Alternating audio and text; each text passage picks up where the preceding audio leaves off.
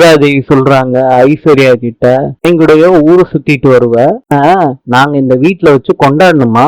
ஐஸ்வர்யா சொல்றாங்க, என்னைய பத்தி தப்பா பேசாதீங்க. ஐஸ்வர்யா செய்யறதையும் செஞ்சுட்டு எதிர்த்து பேசிக்கிட்டு இருக்கியா, போடி வெளிய சொல்றாங்க. அத்தை விடுங்க, வேண்டாம். ஐஸ்வர்யாவை சித்ராதேவி கீழே தள்ளி விடுறாங்க. அப்ப மகாவும் கோடீஸ்வரியும் 2 பேரும் தூக்கிட்டு போய் பெட்ல போடுறாங்க. டாக்டருக்கு போன் பண்றாங்க.